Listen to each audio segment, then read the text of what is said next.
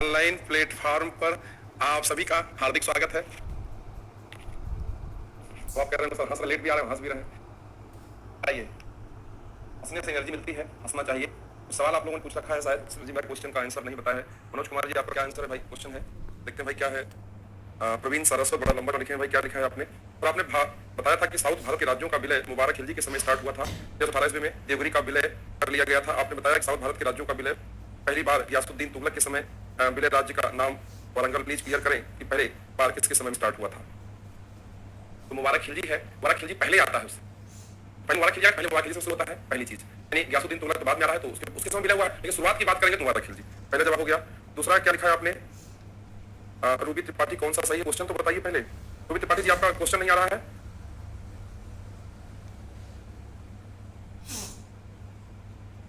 सवाल है रूबी त्रिपाठी का, सवाल आ गया कि सवाल यह है कि त्रिपुरी संकट पे सवाल पूछा, मॉडर्न इंडिया का सवाल आपने पूछा हुआ है कि 1939 में जब कांग्रेस था क्या, समझिए इस बात को। क्लियर? जब आप सवाल समझ लेंगे तो हमारा क्लियर हो जाएगा। देखिए सवाल पूछा क्या आपने कि कांग्रेस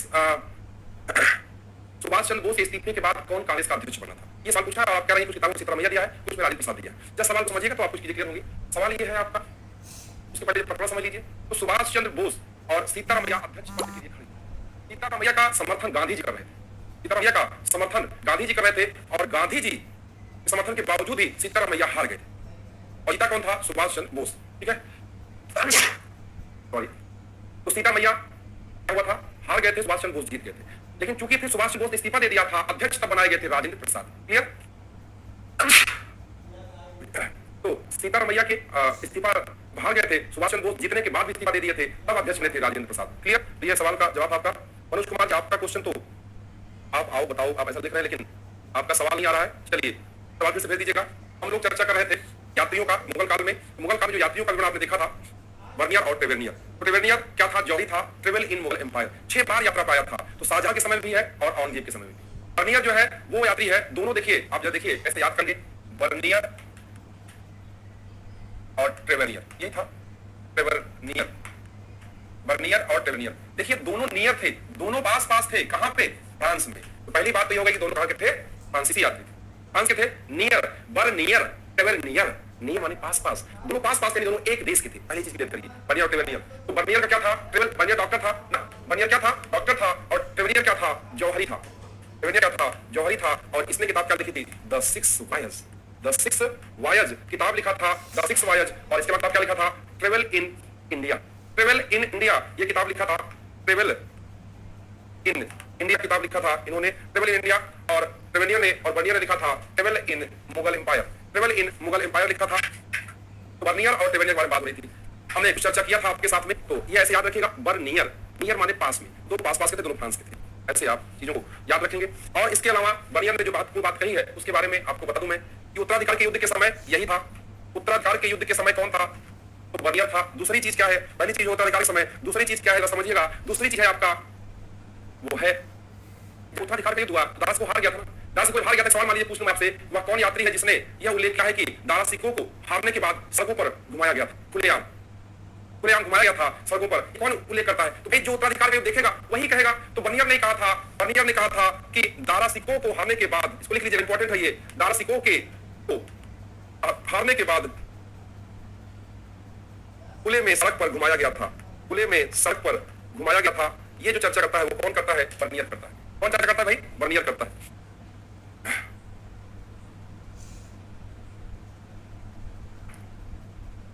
चलिए अगर देखिएगा वर्नियर ने और क्या उल्लेख किया है, वर्नियर ने और क्या बातें कही हैं, हम लोग वर्नियर के बारे में समझ आए हैं। तो वर्नियर ने बात कही है, सती प्रथा का उल्लेख किया। सती प्रथा का, डॉक्टर साहब हैं, कोई स्त्री जल रही होगी उसका इलाज किए होंगे, ऐसे समझिए।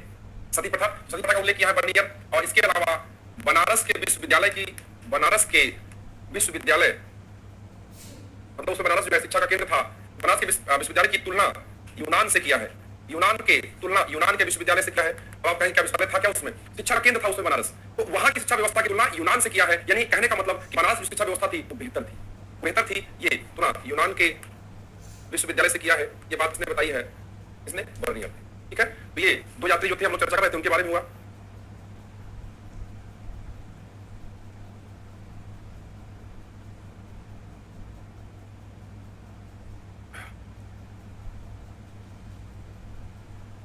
चलिए अब देखते हैं हम यात्रियों को। बर्नियर टेवेनियर हो गए ना। अब देखिए जरा सा, बर्नियर टेवेनियर जो नियर वाले हो गए। अब Mundy, Peter Mundy, Manucci and Mandelslo. तो पीटर मूडी, देखिए समझिए पढ़िए आप चीजों को। पीटर मूडी, मनुची, मनुची, देखिए पीटर मूडी, मनुची और आपका मैंडेस्लो, मैंडेस्लो। ये तीन यात्री और हैं जो शाहजहां के काम में आए हैं। ये तीनों यात्री और हैं जो शाहजहां के काम में आए हैं, तो इनके बारे में चर्चा करेंगे आपसे भी। पीटर मूडी पकड़िए कैसे याद करेंगे। पीटर मूडी, मनुची, मैंडेस्लो, ये तीनों जो है आपके कहां आए हैं, शाहजहां के समय में।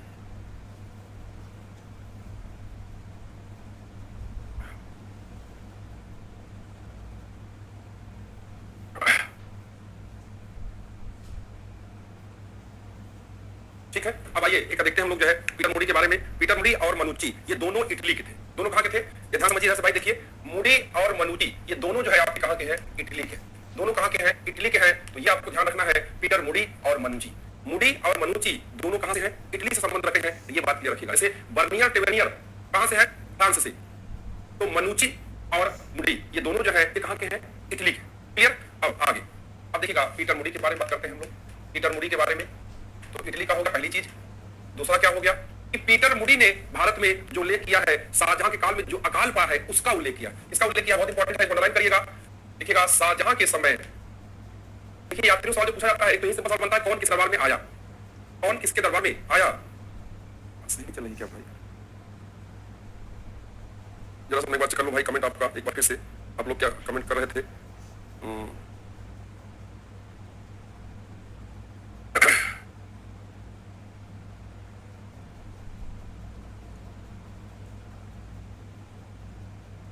रोज आपका सवाल आया नहीं अभी तक, क्योंकि बार फिर से बंद करके मुझे खोलना पड़ता है, लेकिन अभी तक आपका सवाल आया नहीं है।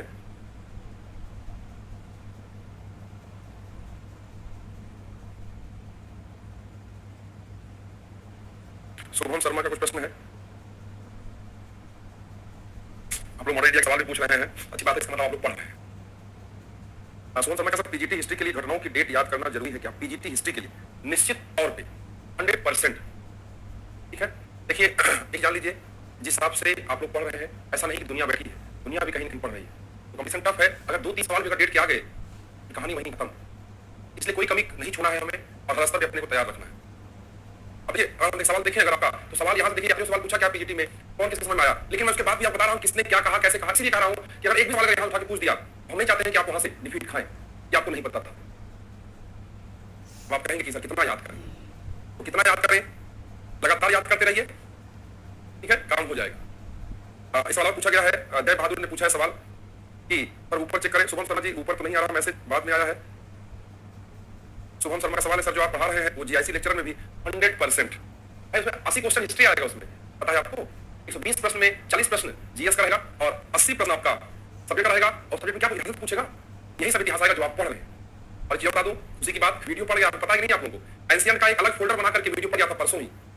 उसके बाद भी कुछ लोग मैसेज कर डलवा दीजिए, तो कृपया करके अपना ऐप चेक करिए, उसमें एनसीएन का अलग से फोल्डर बना हुआ है। तो एक एक वीडियो देखते जाइए, जहां समस्या हो उसको आप कमेंट करके हमें बताएंगे, हम उस पर डिस्कस करेंगे। तो कृपया करके आप जब फोल्डर खोलेंगे, जैसे मान लीजिए ये ऐसा कोई मैं आपको दिखाता हूं, ये मान चंद्र इंस्टीट्यूट का हमने खोला, आप अगर जाते हैं तो आपके जो फोल्डर है उसमें एक अलग से फोल्डर बना के डाल दिया गया है एनसीएन हिस्ट्री का।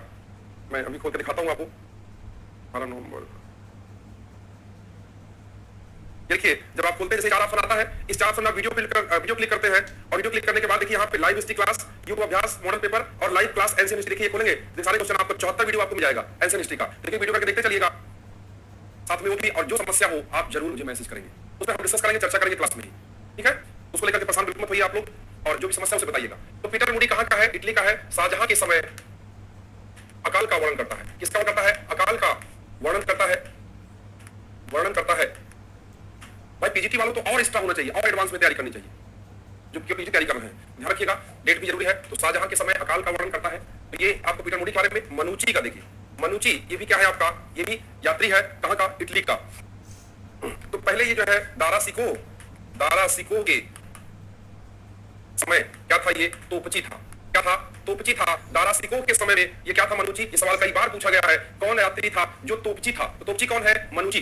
तोपची, मनुची, ऐसे बोलिए एक बार प्रेम से बोलिए, मनुची तोपची ना, ची ची, मनुची तोपची ऐसे याद रखिएगा, ये सवाल कई बार पूछा गया है, ध्यान रखिएगा, ठीक है। तो मनुची तोपची, बस ये सवाल रखेंगे। और बाद में जब दास इनको हार गया था तो क्या बन गया था, डॉक्टर बन गया था। जब पैसा खत्म हो गया ये वाला, भाई दुकान इनकी बंद, तोपची वाला काम समाप्त हो गया, तो क्या बनेगा, फिर डॉक्टर बन जाता है ये। तो चिकित्सक का पेशा अपना लेता है कौन, तोपची, यानी वही जो मनुची था बाद में क्या बन जाएगा, डॉक्टर बन जाता है, चिकित्सक का पेशा अपना लेता है। स्टीरियो द मोगोर, स्टीरियो द मोगोर इस किताब है मनुची की, वो स्टीरियो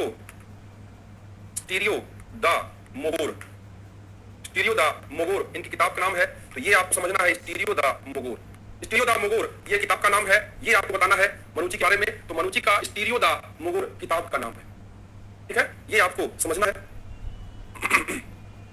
ये रहा आपका यात्रियों का विवरण। अब हम लोग जो है आगे चलेंगे चित्रकला पे। अब हम लोग चलेंगे क्या, चित्रकला पे, ठीक। ये यात्रियों का विवरण था, ये हो गया। अब आइए चित्रकला, बहुत ही इंपॉर्टेंट है चित्रकला का पोर्शन। चित्रकला का पोर्शन देखिए बहुत इंपॉर्टेंट है, इसमें कई चीजें हैं, सामान्य बातें आपको समझनी है। क्या क्या समझनी, देखिए चित्रकला क्या है तो जानती हैं, चित्र बनाने वाली कला है, चित्रकला है ना। अब चित्रकला की शुरुआत जो है, यानी चित्रकला का अगर हम बात करें तो शुरुआत किसके समय में हुई। अभी एक सवाल बिहार में आया था, चित्रकला विभाग की स्थापना, चित्रकला के लिए कारखाना की स्थापना, तो कारखाना वाला सवाल आया था, किसके कार्यकाल में चित्रकला का कारखाना स्थापित हुआ था, ये सवाल पूछा था, बिहार में भी एग्जाम हुआ था उसी में। तो हमारे भी उन्होंने सवाल को भेजा था, इस बताइए इसका आंसर क्या होगा। तो ये बड़ा कंफ्यूजन सवाल था, सवाल समझ नहीं आ रहा है, बताइए, बिल्कुल क्लियर है पिक्चर, मैं बताऊंगा, समझाऊंगा आपको, तो आपको चीज समझ आ जाएंगी। चलिए देखते हैं, संस्थापक देखिए कौन है, किसके काल में चित्रकला की शुरुआत होती है, और वो है आपका हुमायूं। चित्रकला की किसके कार्यकाल में शुरुआत होती है। अभी तक आप जो जितना पढ़ा थे, चाहे राजपूत ने चाहे जो भी आपने, हम लोग इनको छोड़ देते थे, बाबर हुमायूं को। लेकिन चित्रकला की बात करेंगे तो यहां से आपको पढ़ना पड़ेगा, यानी हुमायूं के समय चित्रकला की शुरुआत हो रही है, चित्रकला की स्थापना हो रही है। लेकिन ऐसा नहीं है कि बाबर की चित्रकला नहीं थी, बाबर समय भी है। तो अगर बात करें कि व्यवस्थित रूप से चित्रकला की शुरुआत किसके कार्यकाल में हुई, तो संस्थापक कौन है चित्रकला का, हुमायूं। अभी चर्चा करूंगा, बाबर की भी बताऊंगा कौन था यहाँ, लेकिन चित्रकला की स्थापना संस्थापक कौन है, तो संस्थापक कौन है चित्रकला में, हुमायूं। चित्रकला विभाग और आबलिक कारखाना, ये दोनों सवाल का उत्तर क्या है, अकबर। ध्यान समझेंगे आप लोग तो चीजों को समझ में आएगा आपको। इसका उत्तर क्या है, अकबर। यानी विभाग की स्थापना पूछे, चाहे वो चित्रकला में आपका कारखाना पूछे, उसका सही जवाब क्या होगा, अकबर होगा। चित्रकला को एक संगठन यानी कारखाना का जो रूप दिया, वो किसने रूप दिया था, अकबर ने दिया था। जहांगीर मत मारिए गलती से। जहांगीर समय में क्या कहा जाता है, चित्रकला का स्वर्णकाल, चित्रकला का स्वर्णकाल कहा जाता है, स्वर्णकाल कहा जाता है जहांगीर के काल को। तो जहांगीर के काल को आपका चित्रकला का स्वर्णकाल कहा जाता है। स्वर्णकाल कहा जाता है किस समय में, जहांगीर के समय में। तो जहांगीर के समय में चित्रकला का स्वर्णकाल कहा जाता है, इसको आपको ध्यान रखना है। ये तीसरा पॉइंट है, चित्रकला का स्वर्णकाल जहांगीर।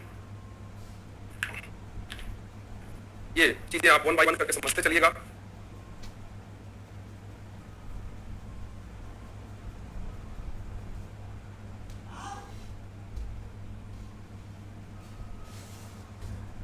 ठीक है, तो जहांगीर क्या हो गया, आपका इसके समय में स्वर्णकाल हो गया चित्रकला का। ध्यान समझिएगा, संस्थापक कौन है, हुमायूं। चित्रकला विभाग या कारखाना की स्थापना, अकबर। चित्रकला का स्वर्णकाल जहांगीर। जहांगीर जानते हैं क्या कहता है, चित्र कोई भी बनाया हो, मैं बता दूंगा चित्र बनाया कौन है। जैसे आज लड़के इलाहाबाद में, जो इलाहाबाद में बताऊंगा, यहाँ के लड़के कहते हैं कि समोसा कहीं का भी ला दो, मैं बता दूंगा किस दुकान का समोसा है। तो ये ऐसे विद्यार्थी हैं जो यहाँ पे कहते हैं कि मैं बता सकता हूँ कि ये समोसा किस, क्योंकि मान के नाश्ता का जो सबसे बेहतर विकल्प है वो समोसा है। तो विद्यार्थियों को ये हमारे साथ जो लोग हैं बताते हैं कि किस चौराहे का समोसा है, ये सिविल लाइन वाला है या कटा वाला है या अलापुर का है। उसी तरह से जहांगीर के अंदर ये क्वालिटी थी, वो बता देता था केवल चित्र देख करके, चित्र बनाया किसने है। ये क्वालिटी थी किसके पास थी, जहांगीर के पास थी। लेकिन अब देखिए जरा सा, जहांगीर कहता है कि आप जो है चित्र बना के ले आइए और मैं बता दूंगा इस चित्र का चित्रकार कौन है, इस चित्र का चित्रकार कौन है, मैं उसको एज इट इज बता दूंगा। जरा इस बात को समझिएगा कि जहांगीर ऐसा व्यक्ति था। आइए आगे देखते हैं अब अगला पहलू। एक शब्द आता है पोर्ट्रेट। पोर्ट्रेट एक शब्द आता है, जैसे समझिएगा, पोर्ट्रेट। पोर्ट्रेट इसका मतलब होता है छवि चित्र। इसका मतलब क्या होता है, छवि चित्र, छवि चित्र। और इसमें यानी अकबर और जहांगीर ये दोनों लोगों ने अपना छवि चित्र बनवाया था।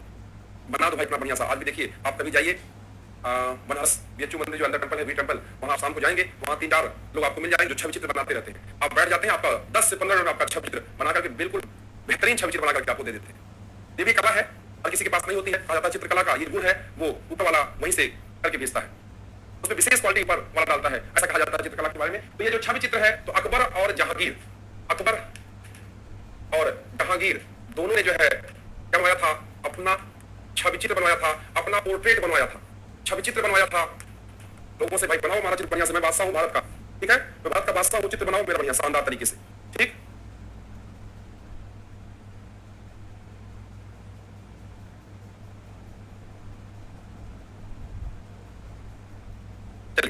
लोग, ये तो सामान्य चीज हो गई। अब हम लोग लिखेंगे एक तरह शासक और उनके कार्यकाल कौन चित्र है, अगर कुछ विशेष बात है, कुछ विशेष उपाधि है, उस पर चर्चा करना चाहिए। ठीक है, आइए शुरू करते हैं। ये आप लिखिएगा शासक बाबर। बाबर, तो बाबर के समय इनका जो प्रसिद्ध चित्रकार था वो था बिहजाद। कौन था? बिहजाद। यहाँ पर जो चित्रकार है ये शासक हो गए, चित्रकार जो है इनके कार्यकाल में बिहजाद। बिहजाद ये जो है चित्रकार है किसके समय में? बाबर के समय में है, और इन्हें कहा जाता है पूर्व का राफेल। राफेल जो है चित्रकार था, राफेल जो पश्चिम में चित्रकार था, तो कहा जाता है कि ये जो चित्रकार है बिहजाद, इसे पूर्व का राफेल कहा जाता है। इसे पूर्व का राफेल की उपाधि भी दिया जाता है, पूर्व का राफेल ये उपाधि दिया जाता है। और ये बाबर के समय एकमात्र चित्रकार थे बिहजाद। इनके बारे में आपको जानना है।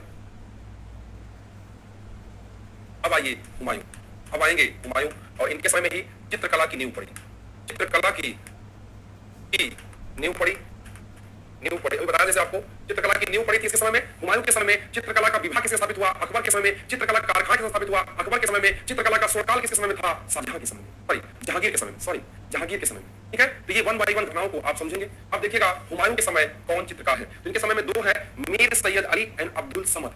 दो चित्रकार हैं इनके यहाँ, मीर सैयद अली, मीर सैयद अली, और मीर सैयद अली है अब्दुल समद, अब्दुल समद, अब्दुल समद, मीर सैयद अली एंड अब्दुल समद। नाम थोड़ा सही कर लीजिएगा, अब्दुल समद कहते हैं, अब्दुल नहीं, अब्दुल समद, अब्दुल समद,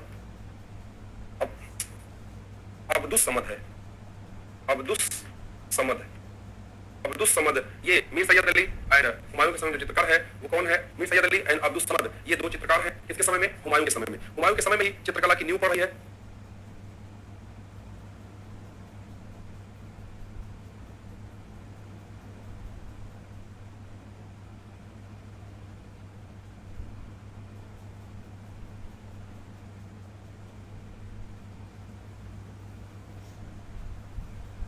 चलिए देखिए भाई साहब, ये जो मीर सैयद अली है ये इन्हीं के शिष्य थे। ये जो बिहजाद था उन्हीं का ये शिष्य था। कौन? मीर सैयद अली, मीर सैयद अली ये इनके शिष्य थे। वन बाई वन करके आराम से लिखते चलिएगा। यानी बिहजाद के जो शिष्य थे मीर सैयद अली, ये किसके समय में? हुमायूं के समय में। अब्दुल समद भी किसके समय में है? हुमायूं के समय में। अब जरा समझिएगा यहाँ पे बात, सवाल ये जब बीच फंसता है, यहाँ क्लियर हो गया कि बिहजाद बाबर के समय हो गया, लेकिन जब पूछता है सवाल कि मीर सैयद अली अब्दुल समद किसके समय में है, यही मामला फंसता है। तो देखिए अगर ऑप्शन में अकबर है, क्योंकि इसके बाद ये कंटिन्यू करेंगे दोनों अकबर के समय तक। ऑप्शन में अगर हुमायूं भी अकबर भी शुरुआत हुई है कि हुमायूं से, इसलिए आप लगाएंगे हुमायूं। अगर हुमायूं ऑप्शन में नहीं है तो फिर ऑटोमेटिक अकबर जाएगा, क्योंकि दोनों जो है आगे कंटिन्यू करेंगे अकबर के समय में। अकबर के समय में दोनों कंटिन्यू करते हैं, तो ये बात आपको जाननी है कि अकबर के समय में ये दोनों जो है आपके चित्रकार जो है बने रहे। ठीक,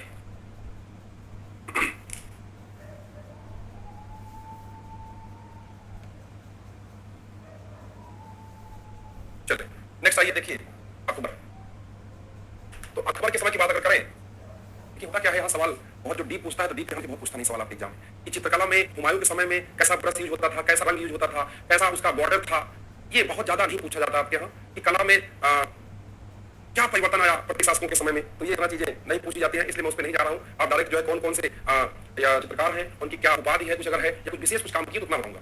ठीक है, कब ब्रश मोटा हो गया, कब ब्रश पतला हो गया, कब रंग चटक हो गया, कब रंग हल्का हो गया, कब बॉर्डर बनने लगा, कब बॉर्डर में डिजाइन बनने लगा, कब बॉर्डर मोटा हो गया। तो ये बहुत सारे सवाल चित्रकला के, वो चित्रकला का पोर्शन है जो कला वाले पढ़ते हैं उसके पोर्शन में, हम उस पर नहीं जाएंगे। हम बस केवल इतिहास के अच्छे पहलू पर ही हम आपको फोकस करेंगे। और आईएएस वगैरह पूछता है, सवाल भी पूछ देता है, कि हम वहां नहीं जाएंगे, हम डायरेक्ट टू द पॉइंट बात करेंगे। तो अकबर के समय में जो चित्रकार है, जो आईने अकबरी है, किसने लिखा है भाई? अबुल फजल। अकबरनामा उसका जो तीसरा पार्ट है वो आईने अकबरी है। वो आईने अकबरी में ये उल्लेख मिलता है तो मीर सैयद अली रहेंगे। और बताया भी आपको कि मीर सैयद अली प्लस आपके अब्दुल समद, अब्दुल समद ये दोनों रहेंगे, प्लस 15 और चित्रकार हैं, 15 और चित्रकार हैं। इन सबका उल्लेख कहां मिलता है? आईने अकबरी में। आईने अकबरी किसकी रचना है? आईने अकबरी अबुल फजल की रचना है।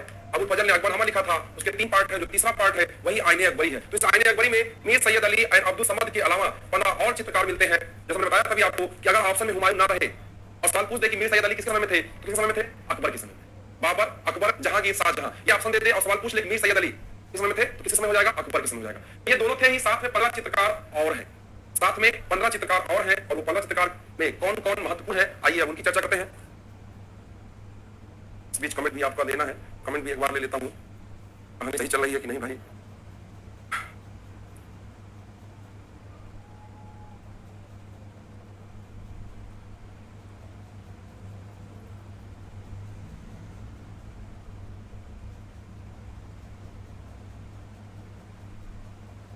चलिए भाई, मनोज जी आपका अभी तक नहीं आया, उसके लिए खेद है, आपका प्रश्न नहीं खुल रहा है। आप क्या पूछना चाहते हैं? और मैं देख लेता हूँ थोड़ा सा, इधर कोई और कुछ नया क्वेश्चन पूछा गया हो तो। इधर भी कुछ नया क्वेश्चन नहीं है। तोपची क्या होता है सर? अच्छा, ये प्रश्न आया है। हाँ चलिए, कोई प्रश्न आया है। मूडीमान मनोज जी, हाँ हाँ यस, मूडीमान मनोज जी, ऐसे वेरी गुड, ऐसे लिख सकते हैं सर। ऊपर चेक करें। अच्छा, ऊपर चेक कर लेता हूँ भाई। तो देखिए, ऊपर में आकाश चौधरी का है, एंशिएंट हिस्ट्री की वीडियो टाइप पर डाली गई है, और पीटी वालों के भी हाँ बिल्कुल है। दोनों लोग देखिए, बिल्कुल दोनों लोगों के लिए है। और जय बहादुर जी, आप क्वेश्चन आंसर दीजिए। नहीं दिया है, कौन सा क्वेश्चन है जय बहादुर जी? अच्छा, अनुशीलन समिति वाला। असल में देखिए, जो प्रश्न है आप जो पूछ रहे हैं बार बार कि आपका जवाब नहीं दिया है कि 2 जगह डेट मिलती है। हाँ बिल्कुल, 2 जगह डेट मिलती है। उसका जो ढाका अनुशीलन समिति है, अनुशीलन समिति है, तो अगर सवाल पूछेगा अनुशीलन समिति का तो 1907 जैसे देखिए, मित्र मिला 1904, और वही बदल के बाद बन जाता है अभिनव भारत 1905। बंगाल विभाजन के बाद पहली संस्था जो स्थापित हुई थी वो था अभिनव भारत। सवाल पूछता है कि बंगाल विभाजन के बाद पहली संस्था कौन सी स्थापित हुई थी? कैसे याद करेंगे? अभिनव। कुछ नया हुआ था, अभिनव हुआ था, अभिनव भारत, वीर सावरकर का। पहले मित्र मेला था 1904 में। उसी तरह से ढाका अनुशीलन समिति है, वो पहले है। लेकिन अगर सवाल पूछे अनुशीलन समिति का तो आप बताएंगे 1907 में बरिंद्र घोष एंड भूपेंद्र दत्त। बरिंद्र घोष, अरविंद घोष के भाई, भूपेंद्र दत्त विवेकानंद के भाई, इन दोनों लोगों ने मिलकर के संस्था स्थापित किया था अनुशीलन समिति, जिसका उद्देश्य था खून के बदले खून। तो मुझे खून दो, मैं तुम्हें आजादी दूंगा, सुभाष चंद्र बोस। लेकिन इस संस्था का क्या उद्देश्य था? अनुशीलन समिति का उद्देश्य था खून के बदले खून। याद कैसे करेंगे? हमें कैसे याद है? आप कैसे याद कर सकते हैं? अनुशीलन, सीलन हो जाता है। अगर ब्लड लग जाए आपके शरीर में तो क्या हो जाएगा? वहां सीलन हो जाएगा। अनुशीलन क्या हो जाएगा? ये छुटवा संप्रास से वाला, ये संस्थान का ये भी एक बहुत बेहतरीन लड़का है। जब ये आया था तो मैं आपसे चर्चा कर लेता हूँ। मैंने कहा कहाँ से लोग सब बुला लेते हैं, लेकिन बहुत जल्दी अगर आप में सीखने का हुनर है और आप में कुछ करने का हुनर है तो बहुत तेजी से आप काम कर सकते हैं। इसमें क्या करके दिखाया है, तो हम लोग के लिए भी सीख है कि अगर आप में सीखने का हुनर है तो आप कर सकते हैं। हम बात करते हैं, अनुशीलन की बात करते हैं। जब ब्लड लग जाता है कहीं तो क्या हो जाता है? अरे भाई कुछ सीलन हो गया। अनुशीलन, खून के बदले खून, ये अनुशीलन समिति का स्लोगन था। बरिंद्र घोष, अरविंद घोष के भाई, और भूपेंद्र नाथ दत्त विवेकानंद के भाई, इन दोनों ने मिलकर के संस्था जो स्थापित किया था अनुशीलन समिति का। बरिंद्र घोष की 2-3 किताबें हैं। कैसे याद करेंगे? जरा समझिएगा उस बात को, कैसे याद करेंगे? बताता हूं आपको, आप लोग हमें भड़का देते हैं। देखिए भाई, चलिए सवाल है बहादुर का, और कई बार इन्होंने कमेंट कर दिया, इनको लगा हुआ कि सब बताना नहीं चाहते हैं, याद नहीं होगा इसलिए भड़का रहे हैं। हो सकता है कि सारे तथ्य याद ना हो एक समय, लेकिन भड़काऊंगा नहीं। अगर रहेगा बताऊंगा, नहीं रहेगा बाद में बताऊंगा, कह दूंगा, ठीक है? देखिए समझिएगा, हमने बताया था आपको भी कि 1907 में बरिंद्र घोष और आपके प्लस है भूपेंद्र नाथ दत्त। भूपेंद्र नाथ दत्त, इन्होंने 1907 में अनुशीलन समिति की स्थापना किया था। और बरिंद्र घोष ने 3 किताबें लिखी हैं। 3 किताबें लिखी हैं। भवानी मंदिर, क्या लिखा है? भवानी मंदिर, ये प्रैक्टिस में करवा चुका हूं। भवानी मंदिर, वर्तमान रणनीति, और लास्ट है मुक्ति कौन पाए। ये 3 किताबें लिखा है इन्होंने, मुक्ति कौन पाए। तो जरा समझिएगा, बरिंद्र घोष की किताबें भाई, मंदिर में बैठ करके वर्तमान रणनीति बना रहे हैं, वर्तमान रणनीति बना रहे हैं कि मुक्ति कैसे मिले, मुक्ति कैसे मिले अंग्रेजों से। ये बात कौन कह रहा है? बरिंद्र घोष। बरिंद्र घोष कौन है? अरविंद घोष के भाई। अरविंद घोष कौन है? इतना तो जानते ही होंगे, इतना जान ही रहे होंगे, जहां तक उम्मीद करता हूं। और बरिंद्र घोष ने कहा था कि अगर उस समय जनसंख्या कहते हैं 30 करोड़ थी, तो कह रहे हैं अगर 30 करोड़ लोग अपने 60 करोड़ हाथ ऐसे उठा दे तो अंग्रेजों के यहां से भगाया जा सकता है। ये स्टेटमेंट किसका था? उसी अनुशीलन समिति के संस्थापक बरिंद्र घोष का। क्लियर? ऐसे याद करिएगा, भवानी मंदिर में बैठ करके वर्तमान में उन्होंने रणनीति बनाई कि मुक्ति कौन पाए। तो मुक्ति कोई पाएगा जो अपने हाथ उठाएगा, यानी 30 करोड़ जनता अगर अपने 60 करोड़ हाथ उठा देगी तो मुक्ति मिल जाएगी। ये था स्लोगन अनुशीलन समिति का। बहादुर जी, आप संतुष्ट हुए आप इस व्याख्या से? और प्रीति सिंह का सवाल है कि तोपची क्या होता है? तोपची होता है जो तोप चलाए ना। तोपची क्या होता है? ड्राइवर क्या होता है? जो गाड़ी चलाए, वो ड्राइवर होता है। तोपची जो तोप चलाए, खजांची जो पैसा रखे ना। बात समझ आई? तो तोपची क्या होता है प्रीति जी? ये है आपका कि आपका तोपची का मतलब होता है कि जो तोप चलाए, वो जो है आपका तोपची है। ठीक है, ये समझ में आया? चलिए आगे चलते हैं। तो ये चर्चा थी, आप मॉडर्न ये सवाल बहुत पूछ रहे हैं, क्या बात है? अगर आप पढ़ रहे हैं तो बहुत अच्छे शुभ लक्षण है ये। अगर आप लगातार पढ़ रहे हैं ये शुभ लक्षण है। आज हम बात कर रहे थे अकबर के समय। अकबर के समय ये जो मीर सैयद अली है, अब्दुल समद है, ये दोनों थे ही, प्लस 15 चित्रकार और थे, प्लस 15 चित्रकार और थे। और उसमें क्या क्या नाम है आइए हम लोग देखते हैं जरा सा, अकबर के समय और कौन कौन से चित्रकार हैं।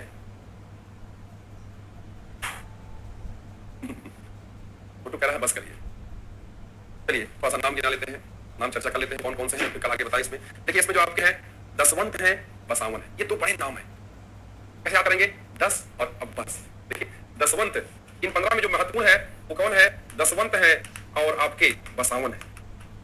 बसावन, तो 10 मतलब बस, 10 मतलब बस, यानी दसवंत और बसावन ये 2 महत्वपूर्ण चित्रकार है अकबर के समय में, और ये बहुत ही ज्यादा इंपॉर्टेंट है। ठीक है,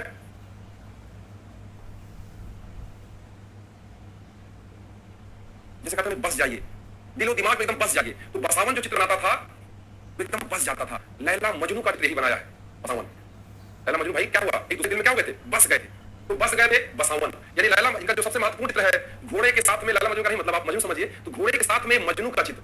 मैं एग्जांपल ले रहा हूं लैला मजनू का। तो आपने मूवी देखा हो, पुराना गाना सुना होगा, कोई पत्थर से न मारे, तो लगातार मारा जा रहा है, उसके बाद भी उसके नहीं हो रहा है, यानी कहने का मतलब बस गया दिल में, उसके दिमाग में, ठीक है। तो वही भावना समझेंगे। तो बसावन ने जो जो सबसे महत्वपूर्ण चीज थी इनकी बसावन की, वो क्या था? एक मजनू का चित्र, जो एक निर्जन जगहों पर एक पतला सा घोड़ा है, उसी के पास चित्र बनाया है। ये सवाल पूछा गया है कि घोड़े के साथ, एक दुबले पतले घोड़े के साथ, देखिए दिखा क्या रहा है, चित्रकार दिखाना क्या चाहता है कि बिना में बिल्कुल एकदम, वो तो पागल हुआ ही है, जो घोड़ा है वो भी बिल्कुल एकदम चिपकी टाइप का हो गया, यानी पतला दुबला हो गया है। ये चित्रकला के माध्यम दिखाना चाहता है कौन? बसावन। याद रखिएगा कैसे, जब भी सवाल पूछेगा कि निर्जन, मतलब एक निर्जन स्थान में एक दुबला पतला घोड़ा है, उसके साथ में मजनू का चित्र किसने बनाया था? तो बसावन ने, क्योंकि उसके दिल में लला बस गई थी। ऐसे याद रखिएगा, तो चीजें आपको याद रहेंगी। तो ठीक है, आज इतना रखते हैं, कल इसके आगे हम लोग और चित्रकला में समझेंगे। जहां के समय में क्या हुआ, कौन कौन थे, निशानदास बहुत इंपॉर्टेंट, कुछ सवाल जाते हैं, मंसूर, अब्दुल समद, ये सारी चर्चा हम लोग करेंगे कल भी।